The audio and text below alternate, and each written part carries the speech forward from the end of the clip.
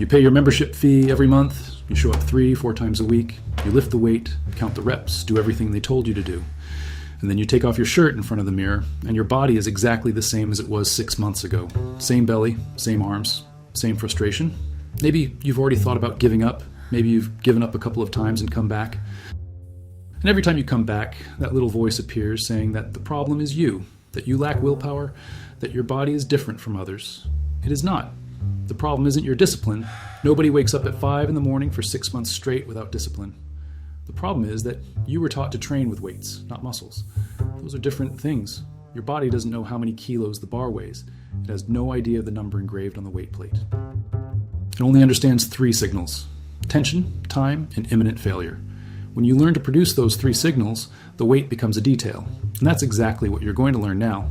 7 exercises that stimulate growth more than most gym machines. No equipment, no membership fees, no waiting for an open bench.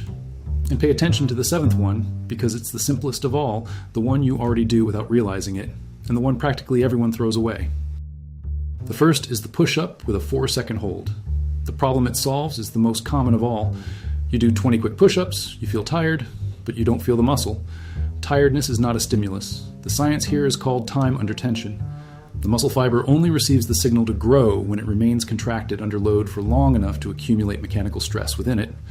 20 push-ups in 15 seconds give almost none of that. 8 push-ups in 50 seconds give a lot.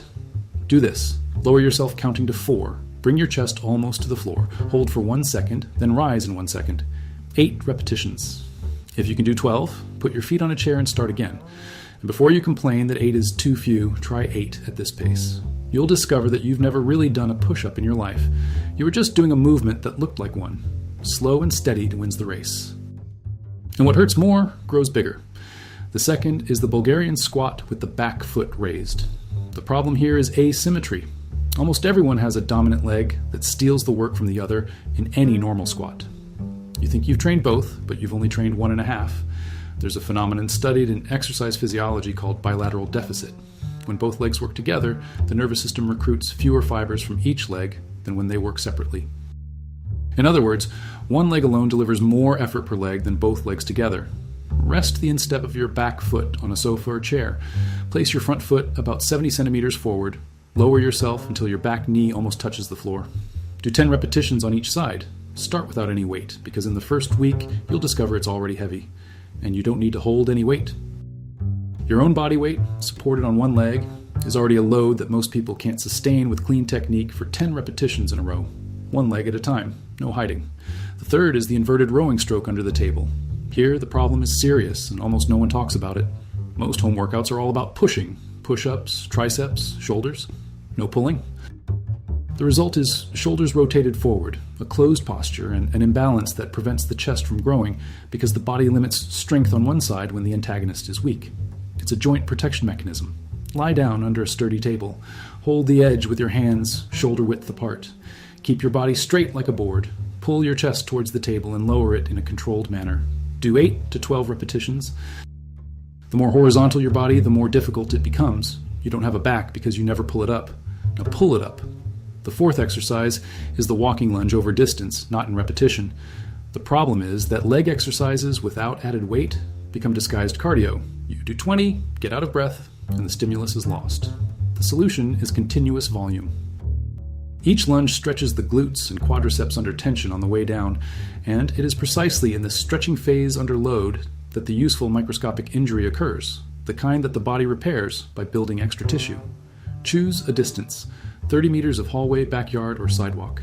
Go back and forth in lunges without stopping. Back knee almost on the ground, torso upright. 2 laps in the first week. Distance doesn't lie. Repetition does. And it's right here that I need to tell you something. Because everything you've seen so far has an invisible thread connecting one item to another. None of these exercises work because of the movement itself. They work because they send a specific signal to a specific biological system. Tension, time, hormone, recovery. That's the real language of the body. And that's exactly what I organized within the White Protocol. This is a practical guide for anyone who wants to lose weight or gain muscle, integrating what neuroscience, physiology, and behavioral psychology have already discovered about the human body. Things no personal trainer has ever taught you. If you think you need a gym, expensive supplements, or an extreme diet to transform your body, you're wrong. Real transformation is triggered by biological mechanisms that most people completely ignore. Contrary to what the fitness industry sells, the body doesn't respond to simple rules. It responds to signals, rhythms, and hormones. And if you want to unlock your results and build the body you've always wanted, click the link in the bio or the pinned comment and get the white protocol now. When you understand the rules, you're the one who controls the game. The fifth exercise is the pike push-up for the shoulders. The problem is that shoulder training without dumbbells seems impossible. And weak shoulders make the whole body look narrow, even with well-developed chest and arms. The visual width of the torso comes from the deltoid, not the pectoral muscles. By lifting your hips and leaning your body forward, you transfer a greater fraction of your own weight to the shoulder joint, creating progressive overload without any equipment. He gets into a push-up position and walks his feet towards his hands until he forms an inverted V, head looking towards his feet. Lower yourself until the top of your head almost touches the ground and then push back up. 6 to 10 repetitions. Elevating your feet increases the load. Angle is weight. Change the angle, change the effort. The sixth exercise is the one-legged glute bridge with a pause at the top. The problem has a name: gluteal amnesia. Spending 8-10 hours sitting a day keeps the gluteus muscle elongated and inactive for so long that the brain literally reduces the efficiency of the signal it sends to it. The muscle hasn't disappeared. The neural connection has weakened. And then you do squats and only feel your thigh because the gluteus isn't being called to the party. Lie on your back with your knees bent and extend one leg in the air. Push the heel of the supporting leg against the floor and raise your hips. At the top, squeeze your glutes tightly and count to 3. 12 on each side. Squeeze tightly. Reconnection comes from the squeeze, not from the movement. And we come to the seventh, the simplest and most ignored of all, the controlled descent, what is called the eccentric phase. The problem is cultural. Everyone worries about going up and nobody worries about going down. You exert force to lift yourself up and then throw yourself down.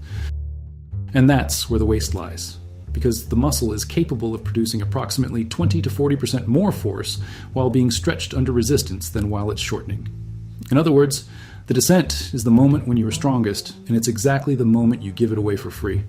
Apply this to everything: every push-up, every pull-up, every bridge, every lunge. Lower it in 4 seconds. Don't let your body go. If you can't manage to lift another one, you can still lower it slowly 3 or 4 times. Those last lowering repetitions are the ones that count the most. You don't need more weight, you need more control. Now answer me in the comments below. Which of these 7 will you test first today before going to sleep? Write the number. I read them all. And if you understand that your body was never the obstacle, that the obstacle was always the method they sold you, then take the next step. Click the link in the bio or the pinned comment and get the white protocol. The body you want isn't waiting for more gym time, or more luck. It's waiting for you to learn to speak its language. It starts today.